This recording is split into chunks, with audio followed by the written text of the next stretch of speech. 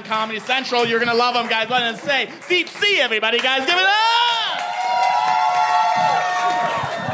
See, here's the thing with ISIS, right? I don't like ISIS, but not for the same reasons you don't like ISIS.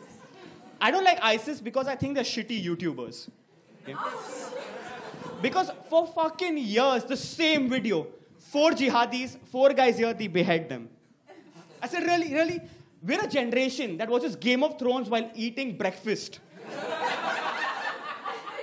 I react more when my taco falls. I'm like, hey, head fell. Taco fell, fuck, like. You really want to terrify me? You really want to terrify me? Put the heads back.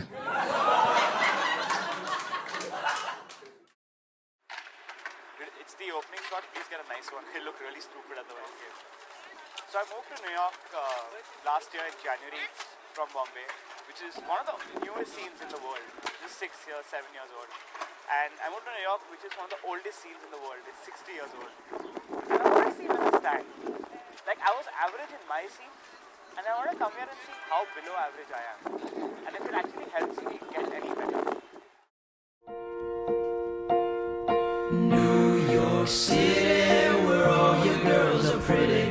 All your men are running from somewhere, making a name for themselves.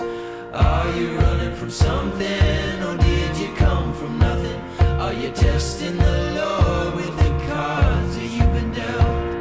Where do you find peace in the middle of the city? Hard enough to find a friend when everyone's starting over again. It's not about just going to a new comedy circuit, right? It's also about going to a new place.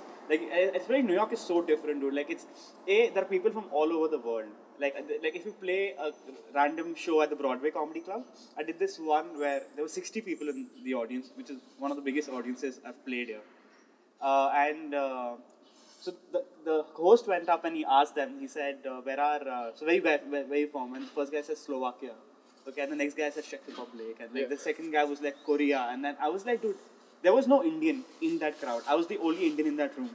So you go up to a room where there are people from like 60 different nationalities who have nothing in common with you. Like nothing except that you're human. Okay? And you go, and if you make them laugh, that feeling is something else, dude. Like it's just being there and knowing that you connect at a human level, dude. And that's what, you know, when you do stand up, you try to be the odd one out. You try to be the quirky one. You're like, dude, I'll say something they didn't think of. But you don't realize you're saying things they know is just the way you're saying them. Like, what's your perspective? And that's why they appreciate you. They're like, hey, it's the same thing I see every day that's happened to me, but how is he looking at it this way? And that's the beauty of comedy. It's not jokes, it's thought. What is it worth? What is it worth? Have you given up on freedom? You spent your life earning the keys to set you free when you were free all along.